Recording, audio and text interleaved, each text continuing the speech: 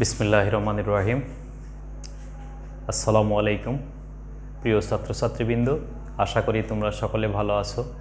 আমি তোমাদের দোয়ায় আল্লাহর অশেষ রহমতে ভালো আছি। আজকে আমরা আলোচনা করতে যাচ্ছি আমি আজকে যা নিয়ে তোমাদের সামনে উপস্থিত হয়েছি সেটা হচ্ছে আমাদের ফিজিক্স সেকেন্ড পার্ট, সপ্তম অধ্যায়ের ফিজিক্যাল অপটিক্স অর্থাৎ ভৌত আলোক বিজ্ঞানের নবম লেকচার নিয়ে। আজকে আমাদের আছে ডিফ্র্যাকশন সম্পর্কে এর বেসিক লেকচার আলোচনা করা হয়েছে। ডিফ্র্যাকশন বেসিক লেকচার 7-এ। লেকচার 8-এ আমরা diffraction at a single slit অর্থাৎ একক চিরের দরুন অপবর্তন নিয়ে আলোচনা করেছি। আজকে আমাদের আলোচনার বিষয়ে আছে হলো ডিফ্র্যাকশন গ্রেটিং অর্থাৎ গ্রেটিংয়ের সাহায্যে অপবর্তন।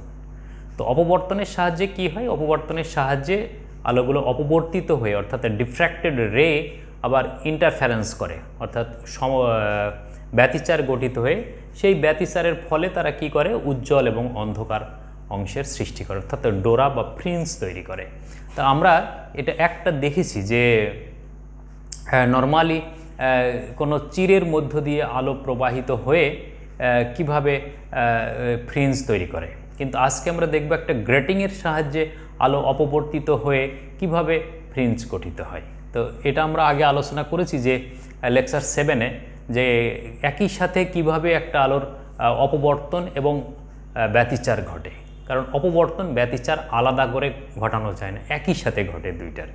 তো চলো আজকে আমরা দেখব grating elements, grating constant and grating diffraction. আর এই আলোচনায় আমি তোমাদের সাথে আছি doctor Alibuddin, Shahiduddin degree college. চলো তাহলে দেখি আমরা আসলে গ্রেটিং কাকে বলে। বলছে যে আমরা যদি এমন করতে পারি যে কোনো কাঁচ বা প্রতিফলক, এই প্রতিসারক কোনো মাধ্যমকে যদি এমন করতে পারি যে একটা প্রতিসারক মাধ্যম, এই প্রতিসারকটার মাঝে মাঝে ওপেক লাইন তৈরি করে দিলাম আমরা। এটা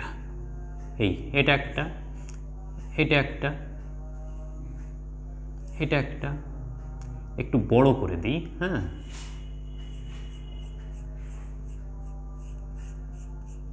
এটা একটা ওপেক লাইন, এটা একটা ওপেক লাইন,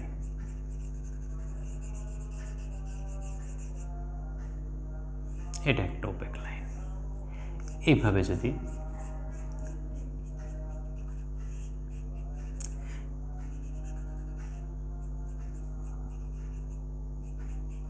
একটা প্রতিসারক কাঁচে যদি আমরা এরকম কিছু অস্পষ্ট দাগ তৈরি করতে পারি, যে অস্পষ্ট দাগে আলোর প্রতিসরণ ঘটবে না, তাহলে কি হবে? এইরকম একটা ফ্রিঞ্জ কিন্তু আমরা দেখতে পাবো, যে এইটার মতো হবে যে এইগুলো প্রতিবন্ধক ওপেক, এটা transparent, opaque transparent, opaque transparent. তাহলে এই আঙ্গুলগুলো যদি ওপেক হয় তাহলে দুই আঙ্গুলের মাঝখানে একটা কি ট্রান্সপারেন্ট তৈরি হচ্ছে। তাহলে ফলে কি হচ্ছে আমাদের এখানে কি হলো? এখানে দেখা গেল যে ছায়াটা তৈরি হচ্ছে সেই ছায়াটা কিন্তু অনেকটা ফ্রিঞ্জের মতো দেখা যাচ্ছে, ফ্রিঞ্জের মতো। এই যে এখানে যেটা তৈরি হচ্ছে, তাহলে এই ফ্রিঞ্জ, এই যে আঙ্গুলের যে ফ্রিঞ্জ তৈরি হচ্ছে এটা, তাহলে এই ক্ষেত্রে আমরা দেখতে পাচ্ছি না, ওপেক হয়ে যাচ্ছে। তো এই আঙ্গুলের এই ছায়াটা যখন আমরা বোর্ডে দেখছি তাহলে দেখা যাচ্ছে আঙ্গুলের ছায়াগুলো পড়ছে দুই আঙ্গুলের মাঝখান দিয়ে, আলোটা যেই বোর্ডের উপর পতিত হচ্ছে। তাহলে সেই ক্ষেত্রে কি হচ্ছে? এখানে একটা ফ্রিঞ্জ তৈরি হচ্ছে, ডার্ক ব্রাইট। তো এখন এইটাকে যদি আমরা এখন কোনো আলোর পথে স্থাপন করি তাহলে কি হবে? এই কালো জায়গাগুলো হচ্ছে আলো বাধা দেবে আর সাদা জায়গাগুলো হচ্ছে আলো প্রতিসরণ ঘটবে। তাহলে কোনো পর্দা যদি এর পাশে আমরা রেখি বা এর অপর প্রান্তে যদি আলোর গতিপথে যদি একটা পর্দা রাখি, তাহলে সেই পর্দার উপরে গিয়ে কী হবে? এই কালোগুলোর ছায়া পড়বে, অর্থাৎ সেইগুলো ডার্ক হবে, আর সাদা অংশগুলো কি হবে? ব্রাইট অংশের সৃষ্টি করবে। তাহলে এইটাকে এখন আমরা কি বলছে? এইটাকে আমরা গ্রেটিং বলবো। তাহলে গ্রেটিং কি? সমপ্রস্থ হতে হবে দাগগুলো। এই যে দাগ যেটা দিচ্ছি আমরা, এই দাগগুলো খুব সরু এবং সমপ্রস্থ হতে হবে, এবং দুইটা দাগের মাঝে যে ট্রান্সপারেন্ট যে জায়গাটা থাকবে সেটাও ওই দাগের সমপ্রস্থের হতে হবে। অনেক চওড়া যদি হয়ে যায় তাহলে দেখা যাবে আলোকিত অংশটা অনেক মোটা হচ্ছে, অন্ধকার অংশটা পাতলা হচ্ছে। অথবা ওপেক লাইনটা যদি অনেক মোটা হয়, দুই ওপেকের মাঝে যদি ট্রান্সপারেন্ট লাইনটা খুব মাঝে চিকন হয়, তাহলে দেখা যাবে যে ট্রান্সপারেন্ট অর্থাৎ আলোকিত অংশটা খুব সরু, অন্ধকার অংশটা অনেক বেশি। এরকম মাপের মনে হবে না। তাহলে এটা সিকুয়েন্সিয়াল যদি আমরা করতে চাই, তাহলে দেখা যাবে যে দাগগুলো দেব আমরা, যে দাগের মাঝখানে যে ফাঁকা জায়গাগুলো থাকবে, সেই দাগ এবং ফাঁকা জায়গা এদের প্রস্থ হতে হবে কি সমান প্রস্থের হতে হবে। যদি এরকম সমপ্রস্থের হয় এবং সমপ্রস্থের করে এরকম দাগ দেওয়াটাকে বলা হয় গ্রেটিং, ডিফ্র্যাকশন গ্রেটিং। তো বলছে অনেকগুলো সমপ্রস্থের এরকম করে রেখা যদি কোনো একটা প্রতিসারক মাধ্যমের উপরে আমরা অঙ্কন করি, তাহলে একটা দাগ আর একটা ট্রান্সপারেন্ট লাইন এইভাবে মিলে মিলে একটার পর মিলে যেটা তৈরি হবে, সেইটাকে বলবো আমরা অপবর্তন গ্রেটিং। তাহলে এইটাকে যদি আমরা বলি, তাহলে এটাও কিন্তু আমাদের একটা অপবর্তন গ্রেটিং।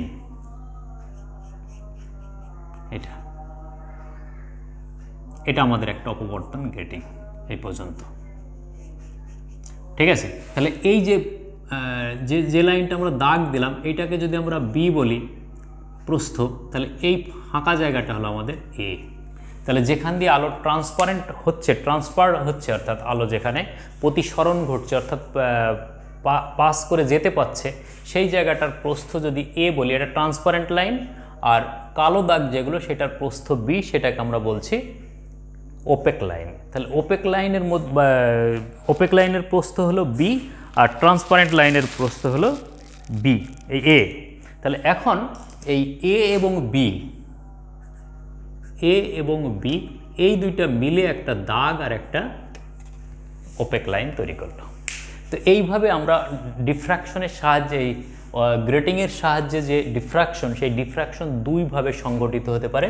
একটা হচ্ছে নিঃসরণ বা নির্গমন ডিফ্র্যাকশন অর্থাৎ ট্রান্সপারেন্ট গ্রেটিং, আর একটা হচ্ছে প্রতিফলনের মাধ্যমে আমরা ডিফ্র্যাকশন করতে পারি, সেটাকে আমরা বলছি রিফ্লেক্টিং গ্রেটিং। তাহলে আমরা কিন্তু এখানে রিফ্লেক্টিং গ্রেটিং নিয়ে, এই নিঃসরণ গ্রেটিং নিয়ে আলোচনা করব।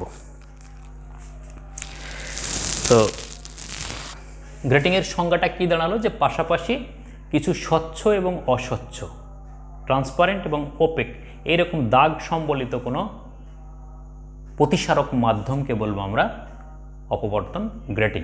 গ্রেটিং তৈরি করতে হয়। এখন কিভাবে তৈরি করতে হয় বলছে, গ্রেটিং যখন তৈরি করতে হয়, দেখা গেল যে প্রতি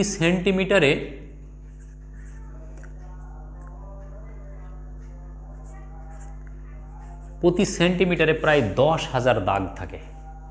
প্রতি সেন্টিমিটার দৈর্ঘ্যের দাগের সংখ্যা থাকবে প্রায় 10,000। তাহলে একটা দাগের প্রস্থ কত হবে? 10 সেন্টিমিটার, 10⁻⁻⁴ সেন্টিমিটার একটা দাগের। তাহলে এই এ ইজ ইকুয়াল টু কত হবে? A is equal to approximately 10⁻⁴ centimetre, 10⁻⁴ centimetre, 0.1 millimetre. একটা দাগের প্রস্থ হবে 0.1 মিলিমিটার। এইভাবে যদি আমরা একটা দাগ সম্বলিত কোনো প্রতিসারক মাধ্যম তৈরি করি, তাহলে সেই মাধ্যমটাকে বলবো আমরা অপবর্তন গ্রেটিং অর্থাৎ ডিফ্র্যাকশন গ্রেটিং। বাংলায় বলা হয় অপবর্তন ঝাঁঝরি। অপবর্তন ঝাঁঝরি। ঝাঁঝরি কেন তৈরি করি আমরা? ঝাঁঝরির সাহায্যে আমরা অপবর্তন তৈরি করব। যে ওই ঝাঁঝরির যদি এরকম ঝাঁঝরিটা একটা তৈরি হলো, তাহলে এইটা হলো আমাদের কি বি, এটা বি, দুই বি এর মাঝখানে যেটা সেটা হলো আমাদের এ। তাহলে এ বি এইভাবে করে থাকবে। তো এইটা হলো কি আমরা দাগ কেটেছি, যেটা দাগ কেটেছি সেটা হচ্ছে কি অস্বচ্ছ হয়ে গেছে। তাহলে এই অস্বচ্ছটা হলে আমার এই আঙ্গুলটা যদি অস্বচ্ছ হয়ে যায়, তাহলে এখান দিয়ে আঙ্গুলের ভিতর দিয়ে আলো প্রবাহিত হতে পারবে না।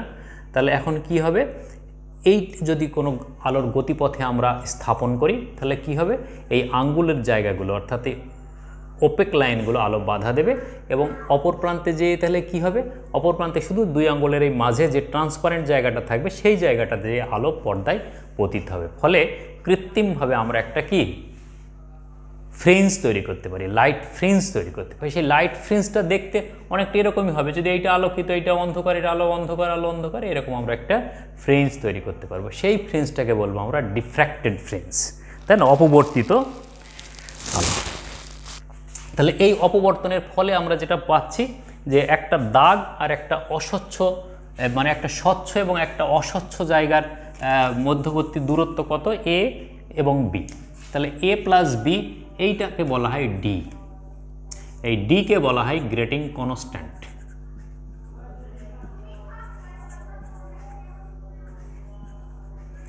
গ্রেটিং ধ্রুবক, গ্রেটিং ধ্রুবক বলা হয়। তাহলে এ প্লাস বি, তাহলে একক দৈর্ঘ্যে কতটা দাগ থাকবে? একক দৈর্ঘ্যে দাগের সংখ্যা বলছে যদি এন হয় তাহলে n is equal two 1/d। ঠিক আছে, তাহলে এটা সমান হচ্ছে 1/a প্লাস বি। এটা 1/a প্লাস বি। তাহলে এন ইজ ইকুয়াল টু কি? একক দৈর্ঘ্যে দাগের সংখ্যা। তো এরকম যদি হয় যে এটা বি, এটা বি, এটা বি, তাহলে এটা এ, এটা এ, তাহলে এই বি, এই বি, এই এ, এই এ, তাহলে এরা কি প্রত্যেকটা এ একটা বি এর পরে আরেকটা, আরেকটা বি এর আরেকটা, তাহলে একটা এ প্লাস বি এই পরপর বিন্দুগুলো কি হবে? একই রকম বিন্দুর পুনরাবৃত্তি ঘটবে। তাহলে এ প্লাস বি পরে আবার একটা এ প্লাস বি তৈরি হবে, একটা এ প্লাস বি পরে আবার একটা এ প্লাস বি তৈরি হবে। এইরকম রিপিট হওয়া, যেটা এই যে এইটা আর এইটুকু, এর পরে কিন্তু আবার কি তৈরি হবে? আবার এইটাই তৈরি হবে, এটা এ প্লাস বি। তাহলে এই এ প্লাস বি এর পরে কি হচ্ছে? আবার এ প্লাস বি তৈরি হবে। তাহলে এই বিন্দুগুলিকে বলা হয় অনুরূপ বিন্দু। অনুরূপ বিন্দু, করসপন্ডিং পয়েন্ট, করসপন্ডিং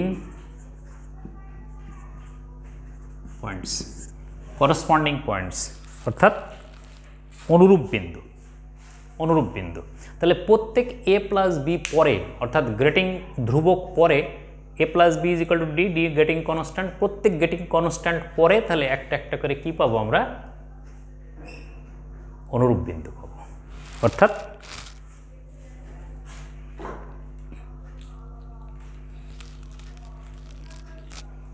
অনুরূপ বিন্দু অর্থাৎ করসপন্ডিং পয়েন্টস পাবো আমরা, তাই না?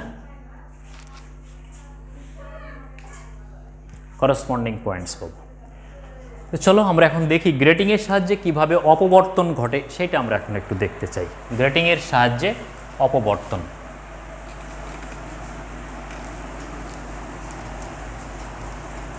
তো গ্রেটিংয়ের সাহায্যে অপবর্তন যখন ঘটে তখন আমরা যদি দেখি যে এখানে আমরা যেটা দেখতে যাব সেটা হলো ফ্রনহপার শ্রেণীর অপবর্তন। ফ্রনহপার শ্রেণীর অপবর্তনে কি হবে? যে কোনো চিরের উপরে সমান্তরালে আলোকরশ্মি আপতিত হবে এবং সেখান থেকে সমান্তরালে বের হয়ে যাবে। তাহলে সমান্তরাল যদি থাকে তাহলে কি হবে? সেটা হচ্ছে অসীম ধরে নিই আমরা, কারণ সমান্তরাল রশ্মিগুচ্ছ অসীম থেকে আসে, সমান্তরাল রশ্মিগুচ্ছ অসীমে যেয়ে মিলিত হয়। ঠিক আছে, তাহলে এখন যদি এরকম দেখি যে আমরা এই একটা চির যদি এটা দেখি, যদি একটা ডিফ্র্যাকশন, যে এইটা হলো এ, এটা হলো বি, এটা হলো এ, তাহলে এর উপরে যদি আলোক রশ্মি আপতিত হয় তাহলে কিছু আলোক রশ্মি কী হবে? কিছু আলোক রশ্মির দিক পরিবর্তন হবে, আবার কিছু আলোক রশ্মি যে সরাসরি মিলিত হবে, সরাসরি কোনো বিন্দুতে যে মিলিত হবে, সরাসরি কোনো বিন্দুতে যে মিলিত হবে। তাহলে সরাসরি একটা বিন্দুতে যে মিলিতও হবে, কিন্তু যেখানে এই আলোক রশ্মিগুলো সরাসরি যে মিলিত হবে তাহলে এদের মধ্যবিন্দুতে যদি হয় এটাকে যদি আমরা ও বিন্দু বলি, তাহলে যখন সরাসরি মিলিত হবে তখন আমরা দেখব যে এই এ, বি, সি, ডি এরা যদি আলোক রশ্মি হয় তাহলে এ এবং বি এরা কিন্তু সমদূরবর্তী, অর্থাৎ এও সমান হচ্ছে এডি, আবার বিও সমান হচ্ছে সিও। তাহলে এই রশ্মিগুলো যদি তাদের সমান দূরত্ব অতিক্রম করে যায় তাহলে এদের মধ্যে পথ পার্থক্য কত থাকবে? এদের মধ্যে কোনো পথ পার্থক্য তৈরি হবে না। যদি পথ পার্থক্য তৈরি না হয় তাহলে এখানে কি হবে? ডেল এক্স যেটাকে আমরা বলি পথ পার্থক্য, সেটা হবে কত? 0। তাহলে ডেল এক্স যদি 0 হয়, ডেল এক্স যদি 0 হয় তাহলে ডেল ফাই অর্থাৎ দশা পার্থক্যও 0 হবে। কোনো পথ পার্থক্য যদি না থাকে, দুইটা কণার মধ্যে বা দুইটা তরঙ্গের মধ্যে যদি পথ পার্থক্য 0 হয় তাহলে তাদের দশা পার্থক্যও কত হবে? 0। তাহলে দশা পার্থক্য যদি 0 হয় তাহলে এই ও বিন্দুতে, তাহলে ও বিন্দুতে এই আলোক রশ্মিগুলো কী হবে? সমদশায় মিলিত হবে। যদি সমদশায় মিলিত হয় তাহলে এটা কী হবে? উজ্জ্বল হবে, অর্থাৎ ব্রাইট পাবো আমরা। তাহলে এই জায়গাটা দেখা গেল যে কী হবে, এইরকম ব্রাইট তৈরি হবে। তাহলে এই ব্রাইটটাকে কি বলবো আমরা, এটাকে বলবো আমরা সেন্ট্রাল ব্রাইট। তাহলে এখানে আমরা 1 নম্বর চিত্রে এই সেন্ট্রাল ব্রাইটটা দেখিয়েছি, 1 নম্বর চিত্রে সেন্ট্রাল ব্রাইটটা আমি দেখিয়েছি। এবং সেন্ট্রাল ব্রাইটের ক্ষেত্রে আমরা কি দেখতে পাচ্ছি, সেন্ট্রাল ব্রাইটের ক্ষেত্রে এখানে কি দেখব আমরা, AO minus DO is equal to 0, BO minus CO is equal to 0, অর্থাৎ del x is equal to 0। তাহলে ডেল এক্স 0 হওয়ার অর্থই হচ্ছে del phi is equal to 0, আর ডেল ফাই যদি 0 হয় তাহলে ও বিন্দুতে আমাদের এই কণাগুলো কি হবে, সমদশায় মিলিত হবে। আর সমদশায় যদি মিলিত হয় তাহলে হচ্ছে উজ্জ্বল অংশের সৃষ্টি হবে। যেহেতু কোনো পথপার্থক্যহীন তারা মিলিত হচ্ছে, অতএব এটাই হলো আমাদের কেন্দ্রীয় উজ্জ্বল বিন্দু, সেন্ট্রাল ম্যাক্সিমা। এটাকে সেন্ট্রাল ম্যাক্সিমা বা সেন্ট্রাল ব্রাইট বলে, সিবি দ্বারা প্রকাশ করেছি আমরা এটাকে। তাহলে এই সিবি হচ্ছে কি আমাদের সেন্ট্রাল ব্রাইট। এই সেন্ট্রাল ব্রাইটকে আবার কি বলে, সেন্ট্রাল ম্যাক্সিমাও বলে, সেন্ট্রাল ম্যাক্সিমা। তাহলে এই আলোগুলোর কিন্তু কোনো ডিফ্র্যাকশন হয়নি, এরা দিক বেঁকে যায়নি, এরা যেভাবে গেছে সরাসরি সেই পথে যে মিলিত হয়েছে। এই মিলিত হওয়ার জন্য আমরা এখানে কি করেছি, একটা উত্তল লেন্স ব্যবহার করেছি। এই উত্তল লেন্সের সাহায্যে আমরা মিলিত হয়ে তার ক্যারেক্টারটা বিশ্লেষণ করেছি।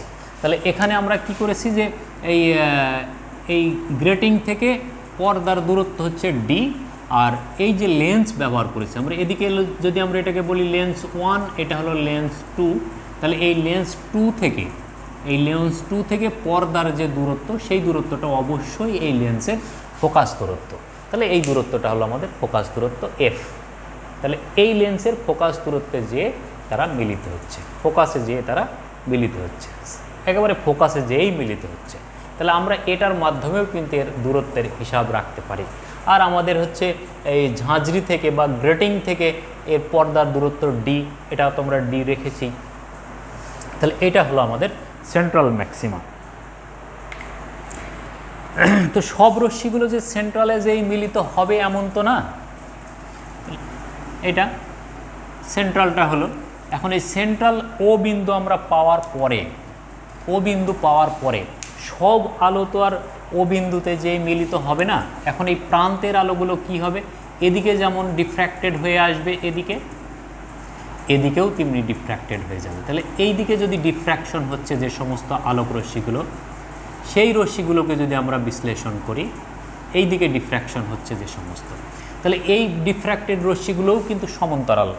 যেটা আমরা এইখানে এই যে দেখিয়েছি, যেগুলো যে এই A B B C C D, এইগুলো হচ্ছে কি আমাদের ট্রান্সপারেন্ট আর ওপেক লাইন। এই যে A B A, তাহলে এই রশ্মিগুলো ডিফ্র্যাক্টেড রশ্মি, এটা ডিফ্র্যাক্টেড রশ্মি, এটা ডিফ্র্যাক্টেড রশ্মি, এটাও ডিফ্র্যাক্টেড রশ্মি। আর নন ডিফ্র্যাক্টেড ছিল কোনটা, এটা ডিফ্র্যাকশন ঘটেনি, সরাসরি যে এরা মিলিত হয়েছে। তাহলে এই জন্য এরা কি করছে, সেন্ট্রাল ম্যাক্সিমা তৈরি করেছে, সেন্ট্রাল ব্রাইট হয়েছে তারা। এরা কিন্তু কোনো ডিফ্র্যাক্টেড রশ্মি না, কিন্তু ইন্টারফারেন্স হয়েছে, তারা মিলিত হয়েছে। এটা ডিফ্র্যাকশন ঘটেনি এখানে, কিন্তু ইন্টারফারেন্স ঘটেছে। এটার কি হয়েছে, এটার ডিফ্র্যাকশন হলো। তারপরে কি হয় দেখি আমরা। তাহলে আমি যে রেড কালার দিয়ে যে লাইট রেগুলো দেখিয়েছি, এইখানে যদি আমরা এখন একটা উত্তল লেন্স ব্যবহার করি, তাহলে এই উত্তল লেন্স দ্বারা এই আলোগুলো কি হবে, এই জায়গায় যেয়ে মিলিত হবে, এই জায়গায় যেয়ে মিলিত হলো, এইখানে যেয়ে মিলিত হলো। তাহলে এইখানে মিলিত হলো, এই বিন্দুটা পি বিন্দু বলি আমরা। তাহলে এই পি বিন্দু যেটা এখানে আমরা দেখিয়েছি, এই যে পি বিন্দু, তাহলে এই পি বিন্দুটা আমাদের উজ্জ্বল হবে না অনুজ্জ্বল হবে? এই পি বিন্দুটা আমাদের ডার্ক হবে না ব্রাইট হবে? ডার্ক না ব্রাইট, এইটা আমাদের হচ্ছে আইডেন্টিফাই করতে হবে, যে এটা ডার্ক হবে না ব্রাইট হবে, ডার্ক হবে না ব্রাইট হবে, ডার্ক না ব্রাইট, ডার্ক না ব্রাইট, তাই না?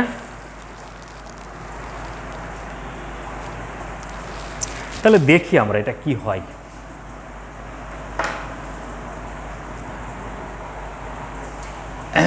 তাহলে এখানে কি করেছি আমরা, এই এ বিন্দু থেকে এই রশ্মিটার উপরে আমরা একটা লম্ব এঁকেছি এরকম, মানে এখানে যেটা করেছি আমরা সেটা এটা করে দেখাচ্ছি এটা। তাহলে এইটা ফ্রেশ চিত্র, এটা আমরা একটা লম্ব এঁকেছি।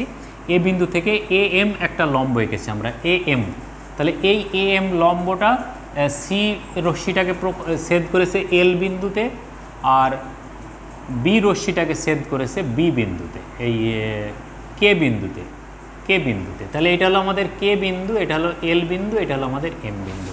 তাহলে এই কোণটা কত হবে এইখানে, এই কোণটার মান হলো আমাদের থিটা, অর্থাৎ এইখানে যে কোণটা তৈরি হয়েছে সেই কোণটার মান হলো আমাদের থিটা। তাহলে এই থিটা কোণটা কার কার মধ্যে, আমাদের A D R A M এর মধ্যে এই কোণটা সৃষ্টি হয়েছে, তাহলে এই কোণটার ক্ষেত্রে এখন যদি আমরা দেখি যে পথ পার্থক্য হিসাব করি যদি আমরা, তাহলে কি পাবো আমরা, তাহলে এ এবং সি যদি দেখি করসপন্ডিং দুইটা পয়েন্টের মধ্যে দেখব আমরা, করসপন্ডিং দুইটা পয়েন্ট অর্থাৎ অনুরূপ দুইটা বিন্দু, অনুরূপ বিন্দু কি, যে এ প্লাস বি এর পরে এ বি এ, তাহলে এটা আবার কি বি, তাহলে এই দুইটা মিলে এই যে ওপেক লাইন আর এটা হলো ফাঁকা যেটা, সেই দুইটা, এটা হলো ওপেকটা হলো বি, এটা হলো এ, তাহলে বি প্লাস এ, এর পরে আবার কি হচ্ছে বি প্লাস এ, বি প্লাস এই ফাঁকা জায়গাটা, তাহলে এইটা করসপন্ডিং পয়েন্ট। তাহলে সেই দৃষ্টিকোণ থেকে আমাদের কি হয়েছে, এর করসপন্ডিং পয়েন্ট কত, সি, তাহলে এ এবং সি, তাহলে এপি এবং সিপি এই রশ্মি দুইটার মধ্যে কি হবে, হ্যাঁ, তাহলে এই কোনটা থিটা, তাহলে এদের পথ পার্থক্য কত, সিএল, পথ পার্থক্য হচ্ছে কত, সিএম।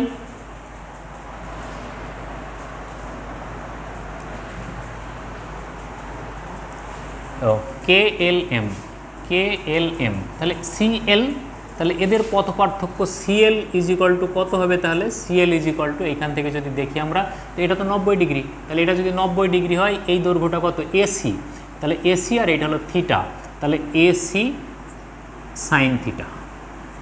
এখন এসি সমান কত, এসি সমান কত, একটা এ আছে একটা বি আছে এসি দৈর্ঘ্যের মধ্যে, এখান থেকে এই পর্যন্ত এল, তাহলে এসি সমান কত বলবো আমরা, এসি সমান এ প্লাস বি, তাহলে এটা সমান A plus B is equal into sine theta, এটা সিএল ইজ ইকুয়াল টু আমরা এটা পেলাম।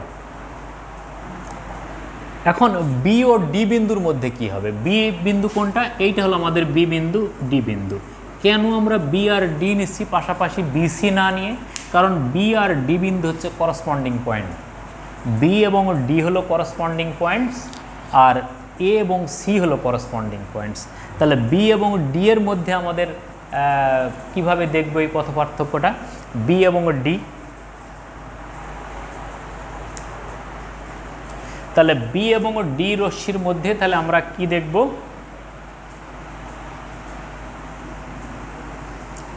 ডিএম মাইনাস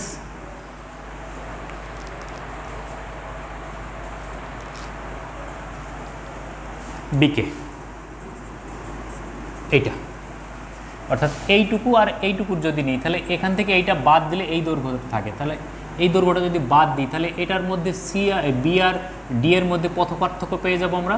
টোটাল পথ পার্থক্য যদি এইটাকে বলি, তাহলে এখান থেকে বিডি তো বাদ দিতে হবে, তাহলে বিকে, তাহলে ডিএম থেকে যদি বিকে বাদ দিই, তাহলে আমরা হচ্ছে বি এবং ডি বিন্দুর এই যে আলোক রশ্মিটা, এই আলোক রশ্মিটার মধ্যে পথ পার্থক্য পাবো।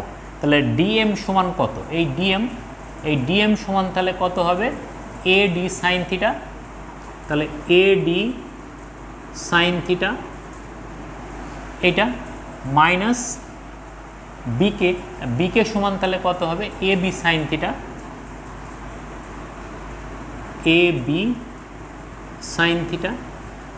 ভালো করে খেয়াল করো যে এ থেকে ডি পর্যন্ত দূরত্ব কত, এডি, এটা হলো অতিভুজ, এটা লম্ব, এটা লম্ব, এটা লম্ব, তাহলে এটা লম্ব যদি হয় তাহলে এটার ক্ষেত্রে এই লম্ব আর এটা হলো ভূমি, তাহলে ভূমি সমান কত হবে, লম্ব ইন্টু সাইন থিটা, এই অতিভুজ ইন্টু সাইন থিটা, এটার অতিভুজ ইন্টু সাইন থিটা। তাহলে এডি সমান কত, এডি সমান হচ্ছে এ প্লাস বি প্লাস এ, তাহলে এ plus B plus A sine theta minus A B সমান কত, এ বি সমান হলো এ, তাহলে এ সাইন থিটা, তাহলে এ সাইন থিটা বাদ চলে গেল একটা, তাহলে কত থাকবে এ প্লাস বি সাইন থিটা, এ প্লাস বি সাইন থিটা। তাহলে দেখা যাচ্ছে যে প্রত্যেকটা করসপন্ডিং যে পয়েন্টস তৈরি হচ্ছে সেই করসপন্ডিং পয়েন্টের মধ্যে পথ পার্থক্য সব সময় তাহলে কি এ প্লাস বি সাইন থিটা,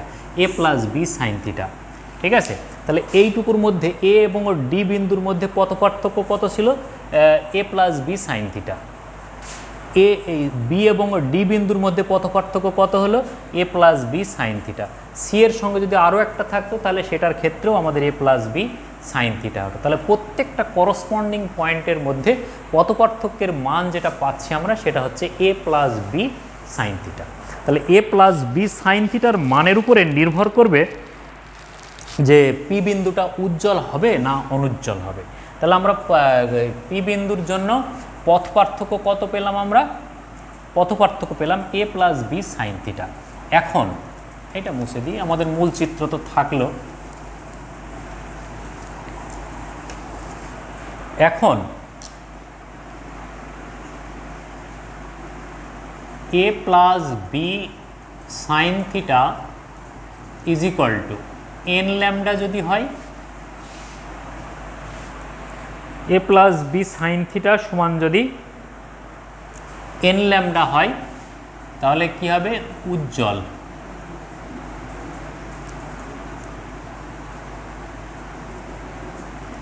আমাদের মিলিত হয়েছে পি বিন্দুতে, তাহলে এই পি বিন্দুর এদের পথ পার্থক্যটা এই এ প্লাস বি সাইন থিটার মান ডেল এক্স যেটাকে আমরা বলছি সেইটার মান যদি এন ল্যামডা হয় তাহলে এটা কি হবে, উজ্জ্বল ডোরা হবে।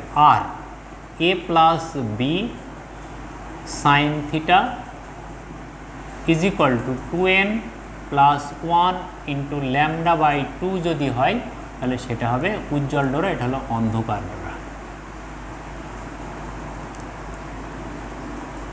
অন্ধকার ডোরা। তাহলে পি উজ্জ্বল হওয়ার শর্ত যেটা সেটা এ প্লাস বি এর মান হতে হবে এন ল্যামডা, আর অন্ধকার হওয়ার শর্ত হচ্ছে যে এ প্লাস বি সমান হবে 2n, এ প্লাস বি সাইন থিটা সমান হবে 2n plus 1 into lambda by 2, যেখানে n ইজ ইকুয়াল টু 1 2 3 চলবে। n ইজ ইকুয়াল টু 0 কেন নয়, n ইজ ইকুয়াল টু 0 হলে সেটা কি হবে, central bright, central bright, central bright. তাহলে সেন্ট্রাল ব্রাইটের জন্য আমাদের n ইজ ইকুয়াল টু 0, তাহলে n ইজ ইকুয়াল টু 0 হলে এই বিন্দুটা পাবো। তাহলে এই বিন্দুতে আমাদের হচ্ছে সেন্ট্রাল ব্রাইট অর্থাৎ সেন্ট্রাল ম্যাক্সিমা, যেটা সেন্ট্রাল ম্যাক্সিমা। তাহলে এখন আমরা লোকেশনগুলো দেখি।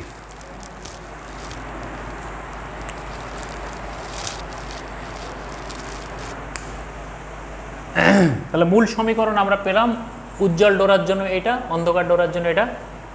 ওকে, তাহলে চলো এবার আমরা পরের অংশটা দেখি।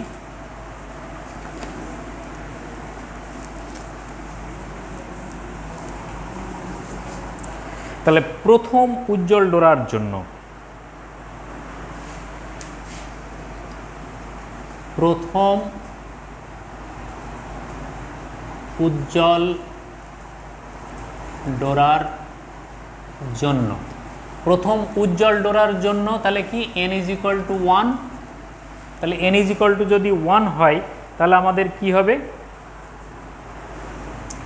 n ইজ ইকুয়াল টু 1 তাহলে a plus B sine theta is equal to lambda, বা D sine theta is equal to lambda, বা sine theta is equal to lambda by D, lambda by D. এটা আমরা পাচ্ছি যেহেতু A plus B is equal to D, grating constant.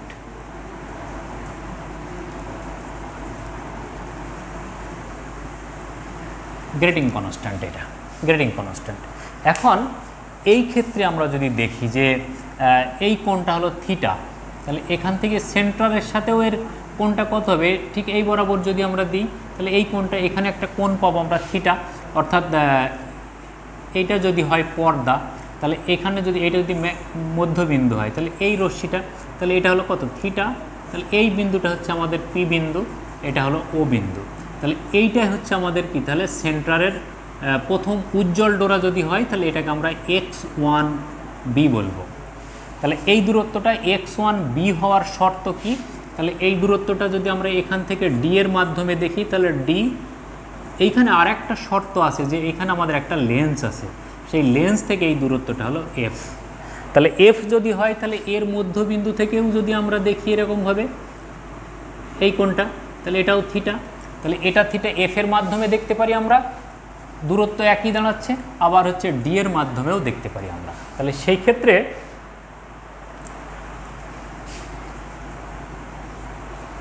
পর্দার দূরত্ব সমান d আর লেন্সের ফোকাস দূরত্ব সমান f। তাহলে এখন আমরা কি লিখতে পারি এখান থেকে? তাহলে এখান থেকে আমরা লিখতে পারি tan theta is equal two তাহলে এটা যদি d হয় তাহলে লম্ব বাই অতিভুজ, তার মানে x1b ডিভাইডেড বাই d বা x1b ডিভাইডেড বাই f, একই মানের জন্য। তাহলে এখন আমরা কি বলবো? তাহলে সেই ক্ষেত্রে যেহেতু theta is very very less and then tan theta is approximately equal to sine theta, এর আগেও করেছি আমরা যেটা। তাহলে tan theta is equal to sine theta, তাহলে এখন আমরা কি লিখতে পারবো? অতএব lambda by D is equal to x1b divided by D বা lambda by D is equal to x1b divided by F বা x1b is equal to lambda D by D বা x1b is equal to f lambda by d. এই দুইটা সমীকরণ আমরা পাবো for first bright point, প্রথম উজ্জ্বল ডোরার দূরত্ব। কোথায় থেকে? কেন্দ্রীয় উজ্জ্বল থেকে। তাহলে কেন্দ্রীয় উজ্জ্বল থেকে প্রথম উজ্জ্বল ডোরার দূরত্ব x1b সমান এইটা হবে। কেন্দ্রীয় উজ্জ্বল থেকে প্রথম উজ্জ্বল ডোরার দূরত্ব, কেন্দ্রীয় উজ্জ্বল থেকে প্রথম উজ্জ্বল ডোরার দূরত্ব। তাহলে দ্বিতীয় থেকে কত হবে? দ্বিতীয় উজ্জ্বল ডোরার জন্য কত হবে? তাহলে x2b ইজ ইকুয়াল টু, তাহলে এখানে কত হতো? n ইজ ইকুয়াল টু 2, তাহলে n ইকুয়াল টু 2 হলে 2 ল্যামডা, তাহলে 2 lambda d divided by d, 2 lambda d divided by d। আর এটার বেলায় কত হবে? তাহলে x1b ইজ ইকুয়াল টু তাহলে 2f ল্যামডা বাই d, এটা হবে। এই এটা হলো দ্বিতীয়র জন্য। দ্বিতীয় প্রথমটার জন্য হবে এইটা x1b, সরি এটা হলো x2b, তাহলে x2b এইটা। তাহলে 3 এর জন্য কত হবে? 3 ল্যামডা d বাই d আর এটা হলো 3f ল্যামডা বাই d। এইরকমভাবে যদি চলতে থাকে তাহলে n তমটার জন্য কত হবে? n তম উজ্জ্বল ডোরার জন্য কত হবে?